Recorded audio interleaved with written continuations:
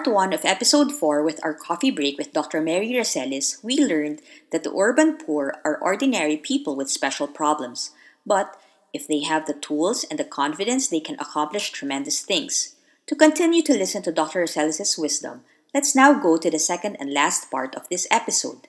Yeah. So yeah, so on that note, Dr. Racelis, so you mentioned in the interview with Nicole that one of the things that's very important for communities to have is to have a really trained and knowledgeable community leader so that they can deal with governments and planners like myself. Yeah. um, Yeah. and in your experience in Baseco, in Tondo, and even in Africa, Yeah. so what what have what have you observed, like the good practice of these really trained community leaders? Oh, very thing. Like when there are emergencies, for sure, it comes out because when they're organized, and it's not just the leaders, at least the organizing we do, which is very, uh, where having a lot of people is what gives you power when you're poor, right? You have to have a lot of people who are willing to act together at some point, over some strategic argument, let's say. And what we find is most of the leaders in the urban poor areas are women, huh? Mhm. And that's really actually, but that's almost worldwide, huh? You see Yeah. that, and it's logical because the men are out there. They're often construction labor, so they're out of the community. And when they come back, they don't they want to sit around and drink with their friends. I mean, they're not. They leave the household and neighborhoods to women, and so by definition, that's the whole community. So it's the women who really know the networks. They know the networks that have been developed in community. Who can help with what? So because they're so good at the network, when say disasters strike, well, first of all, when they're organized, one of the early things they do is get the profiles of households, so they know where are they, who has an older woman who cannot walk, etc., who has little kids. So they're able to mobilize very fast because they have data. That's one of the things, at least our organizers, and I think most organizers do, that you have to know who are your members, Mhm. what are their families like, what are their household, because the needs are different, the orientations are different. So the fact that they have the data, I've seen that in this whole COVID thing, the ones that are organized will are really monitoring the households because, as you know, from this, uh, the list of who's entitled has been really quite poor. It varies a lot. Many communities go back, have their list of the barangay from the census of 2015. Well, you can imagine we're now 5 years later, so there's been a big increase. Who is entitled? Are you entitled because you're poor or because you're a single-headed family, whatever? Anyway, so there's been so much disagreement Yeah. between those coming in with relief goods and who is entitled. And what we find is when you have organized groups, they're the ones that say, sandali lang, sila hindi nakakakuha. And they're also qualified, because they know the community in a systematic way because they're organized. That's one. So they monitor also, and they try and see to it that there's more distribution because they say, in our community there are 2,000 families, but for some reason only 500 got it because pala the the forms which you needed to fill out were delayed, so not everybody got the forms. Therefore, all the money has been used up for those who were in the first round. So, but there are, let's say, another several hundred families who didn't get anything who are also qualified. So they discuss it, and many of them share, or they go out and get donations for those families because they're involved and they know them. See, I mean, that has been so impressive to me. And mainly it's women who are the ones who do that because it's kind of, they've been raised to say that you have to think about Yeah. those things. Yeah, and So, I think there's also one of the things that women are very strong with is, they know how to relate well Yeah. with other people in the community, so they can always um, there's that a charm that we Yeah. carry also. So I I just think, wrote huh? I just wrote that up because I interviewed a group of women once in one community. I said, bakit ho kayo? Parang, no, yung mga leader ay babae. And they laugh and they say, oh, syempre, why? Bakit ganon? I said, hindi lang dito, everywhere. So I said, because the men are, what I said, the men are out working and we're here and we see all the issues. So we see it really there in detail. So we have to do something. We're more motivated. So when someone comes to organize, wow, that falls into place. But they said, alam nyo, now that we are lobbying for something, you're going to NHA or whatever, or to get this or that benefit, let's say, or to solve a problem, they say, so we talk to the head of the unit Mm-hmm. and we as a group, women, and they said, yung mga babae, we can sort out the behavior, If we see that guy, usually a guy, is being very macho, well, maybe we will back off, but we'll find a way, we'll to negotiate. And the example this one woman gave was, alam nyo, for example, yung asawa ko, her husband, if he goes to the market and I give him 20 pesos to buy something, a bunch of chico, and the tindero says it's 20 pesos, ayan, from his pocket, lalabas yung 20 pesos and he'll give it to her. He said, pag ako, aba, hindi pwede yun. Then she talks about you have to bargain. And she said, because women, we're used to that. We know how to bargain. We know how to deal with the other person. Yeah. When you have to give in, when you have to insist. Yung malaki, hindi ganon. If they go to NHA because they're fighting for a lower installment, nako, and these are big generalizations, but more or less, she said, pag lalaki yon, and they start discussing, then they start arguing and fighting, and then it's confrontational, and baka they even get into physical violence, and nothing happens, so we lose. So women don't do that. We know how to maneuver these relationships. I was so impressed. They said that. No, I've just written this up. That's See are you why writing it women. in an article or for Yes, Rapper yeah. again? I would love to read that. I would love to read that. Um, Yeah, I have. I can send you. Actually, I did earlier a PowerPoint for some USAID whatever Oh, thing perfect. where I listed all the thing on not only that story, although that's a PowerPoint, but the story. Where do I tell that story? Yeah, I just finished a study. That's the one of comparing EJKs. How was it in 2017 when it began. 15, 17. And how is it now? So community leaders talked how it was, how it is now. And many of them were the women leaders, no? And so they're the ones who talked about how they don't think of them as women, just as leaders. This is how we work. So, I also would like to share the same experience in Navotas in the Isla when we did the project. Of course, the community leader there is a male, Kuya Bong. But when we started working on the project, our partner NGO Tao Pilipinas through Verna and the Angel and the other girls there, um, they told me that most of the people who were working on the project were the women. In fact, the design of the livelihood center and the community center were were the brainchild of the women. And in Mm, that project, I recall that in the original plan, it was just one. We're going to put one toilet and one livelihood center, a bridge, and the community center. That's just what we're going to do. Designed in a way that, because my vision that time was to have like a Lego block kind of building where they can dismantle it and then they transfer to another community if they need to be relocated.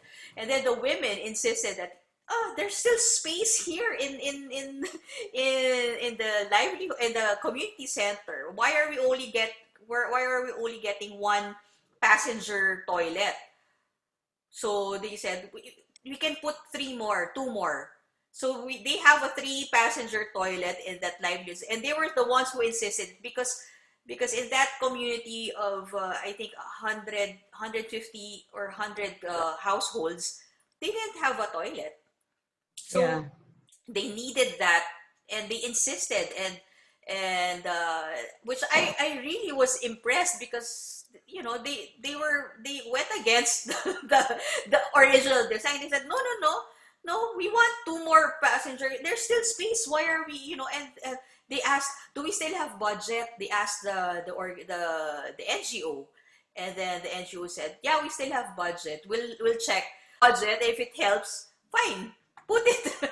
So now Yeah. they have that, and it's really, so I'm it's a very small project, but I'm so proud of that because it really benefited a lot of families. So yeah. No, yeah, because women tend to think of one another more. You know, Yeah. that compassionate thing is there, and especially and the thing is, as I keep saying, in urban poor communities, almost every day is an emergency of some Yeah. kind. It's a chronic emergency for many who are, especially at the lower level of mixed community. Yeah. But not so long ago, well, a couple of years ago, where the heck was in Delpan Bridge, right? They live under the bridge there, Yeah. and they live in the street basically. That's a group that actually looked for land because they were organized by I think Urban Poor Associates, and SHAFC, Social Housing Finance Corporation, has been very good. They came out of the NGO model of the CM Community Mortgage Program. Now it became institutionalized, which is great. And so, especially in the last administration, they were very supportive of these community housing things. If people were organized, had saved money, and all of that. But in Del Pan, so I was asking them, how are you envisioning what is needed? And one of the things the women said is they want a shower place, right? The toilets, you're right. It's interesting because in the rural areas, the problem is always people don't want toilets or they don't care. But in the urban areas, it is so clear. So they wanted toilets, but they said they want a shower which is covered. I mean, because the young girls were always complaining that they squat outside near the faucet with themselves, but the guys are always watching whether their tapis will come apart and so on. And so for the modesty side, and they were very strong on that, and I think they got it when they built something. Siguro Tao Filipino was involved in that. Yeah. And it's we really have to invite the girls in a coffee break session. So one of these days, Dr. Racelis, right? We have to invite Yeah, and Arlene. another thing that they always say about themselves, yung mga babae, matyaga. Mm-hmm. The men get very impatient. If it doesn't happen right away, they just, yeah. Pero kami, we keep working at it, go forward, 5 steps forward, 3 steps back. Pero we keep going, matyaga. And, their whole self-concept has been worked into how they deal with the authorities. And that's why it Yeah. works, no? Yeah. And So when they're articulate, which they are, when once they know the project, they can speak to it to officials. The officials are always blown away because they never believe that people who don't have formal education can actually articulate. yeah. But when people know, when they were involved, like with you and Tao, they know the project, they own it, and they'll fight for it. Yes, true. And it's really the women who do it every day. So in on that note, how do we as urban planners better involve these urban poor communities in planning? How do you think we should approach it? Well, it helps if they're NGOs to start with. Of course, you have to go through the barangay, but that's one of just more as a courtesy, and sometimes they're quite progressive and so on. But mainly, you have to look for where are the associations. What kinds of associations are there? And there are usually a lot, huh? And many of them are women's groups around. So even the garlic peelers, you go to Baseco anytime, there's always a group of women peeling garlic because they get 50 pesos per whatever. And in the process of peeling garlic together every day, they form an informal group, and you can talk to them, and they see the value of doing something together. They like doing things together. If they're friends, and you can build on that, then they will really happily come in. So I would say one of the first things is look for the associations, and often if they're NGOs that are of the kind that are not just giving welfare type, but who are really trying to do developmental work, and that they are often very good introduction. The churches are often very good introduction. Development workers, people like the barangay health worker, who all of a sudden, people never paid much attention to her, but now all of it, and it's usually a she. She's become very important because she's one of the ones who really knows. She goes house to house, so she knows who's sick, who's not. So you have to find out where are those nodes in the community? What are the associations? If there's a homeowners, that's fine, no?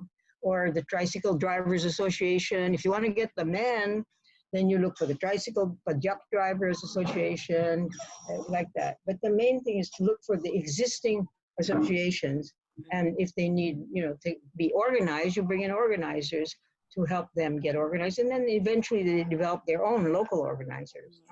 So you first penetrate those who are already in the community. Yeah, Yeah. yeah. You are. Yeah, I had a recent coffee break with also a colleague on working on DRM, and he lives in New Zealand. And uh, one of the things that we talked about is also this. It's not really but the way you trust your government is when the government also provides you with a proper and clear message. Risk Yeah, communication is very important at this time, and absolutely. it's something that we cannot avoid right now. So governments that have a proper risk communication plan, a very clear and scientific based communication plan, is very important. Uh, Yes, I mean, absolutely. I live in Europe, and in Germany, Angela Merkel, another woman, very, Yeah, very clear message on what they should and should not do in Germany, what they're doing, and a very clear scientific based plan yeah, on mass testing and proper allocation of the budget to to to address this issue of the pandemic. Um, at times I feel so helpless as an urban planner because one, we're stuck here at home. We're not really doing our plans and we're not designing anything. But I think if it, it's also one way for us to rethink or reevaluate how we really should plan our cities. I think the government should work hand in hand. NHA in the Philippines, National Housing Authority, should really work with real urban planners, backed by science and not just hard science, but the social science side of yeah. planning, to address this issue. So, with that, Dr. Racelis, I'd like to ask you for any parting message to our viewers, that something that you think um, would encourage, in fact, the young generation Yeah. urban planners and young professionals who would like to get into community organizing, urban planning, and urban poor communities, how we can better help them. Yeah, well, architects in particular, even engineers, if they're the sort of community oriented, I think you can work with you can start with NGOs. If they're organized people's organizations or HOAs who really want your assistance, I mean, work with them, no? And it because if especially if they're already organized, they have a lot going for them, but they don't have the technical Mm-hmm. skills, right? I don't know. Do you know Albert Zambrano, the architect? And I think Dennis Murphy and the organizers who were working in Baseco about 5 years ago, there was a fire, okay? And so people were rebuilding. They lobbied and they managed to get the city government, which finally I think established that it was in control, not national, that they would stay. Okay, so they started building, but the organizers could see they now wanted to build 3-story because they now had kids and they had been so crowded now that the fire burned down what they had. Now they're going to build 3-story. And then they worried because they knew 3-story, you have to have some steel or something, you know. So they went to Mapua, that's it, because Mm-hmm. it's right there. Mapua Institute of Technology. And they went to the architecture and they found the dean was quite nice. And so somehow they got Albert Zambrano, who was teaching there, to come and just help, right? And Tao Pilipina knows him very well, I'm sure. And so working there, he helped them build. You know, so 3-story, but this is what you need to do, and how if you need funds, this is where you have to borrow, or whatever. Anyway, as a result of that, he has been now called into in Tacloban when they built this Pope Francis village. You know, he goes there, listens to them, do what your kind of architects do. Listen to the people. What's the issue? What are the technical constraints, et cetera, and then help that they do a lot of their own construction to the extent possible. And he was saying, you know, there's a group that's called Engineers for Humanity that really works at community level. He said, I don't know if there's an Architects for Humanity, but we should form that systematically. All there are individual groups, you know, and certainly Tao. But so what am I saying? That it's you have to find a way to talk to people at local level. Of course, you have to connect with the barangay. But so, you know, what I find is over the last, say, 10 years, more attention is going to the LGUs. But when they say LGU, they mean the city, and maybe they think of the barangay, but it's really the city. With the barangays are kind of on the edge, but they stop there. They don't think of the barangay as a community of people Yeah. who have their own associations Yeah. that can be very important contributors to, you know, even the government's Yeah. preferences for how that should look, you know, clean up and all of that. Because many times they set up their own cleanup programs and they can monitor their own people. So just valuing that. And sometimes an outsider like yourselves, when you go in Mm-hmm. and you kind of show that this is a good thing, that these are good people, sometimes, you know, the more quote educated will believe you if you say it, even though in the end it's they who have to make their point that they are important and what they have to say is important. So facilitating that process, I think, is very important for young architects or anybody who is in that category. Thank you so much, Dr. Racelis. I really like that last line of yours when you said that we have to look not just in the city, but the smaller nodes in the cities that we have to tap because they also have a voice. We have to listen to them as urban planners, as architects, Yeah. especially if we really want to delve into communities and helping these smaller communities and giving them housing. I think that's very important to note that the city has smaller nodes. It's not just the local government. It's not just the city government, but there are smaller nodes that we have to look into and be in touch with. So on that note, Doctor says, thank you so much for having a coffee break with me, and we will have more coffee breaks. And I was so excited to talk to you. We'll Good. have Well, more I'm of very, this. you know, anybody who wants to listen to me, I'm always happy. Yeah, yeah. You have so much knowledge, and I love that, and it's giving me a lot of insight, even in my own research right now. So, thank you so much, and uh, I'll talk to you soon. Bye, Yeah. Okay. everyone. Bye. Bye. Bye to all of those who are listening.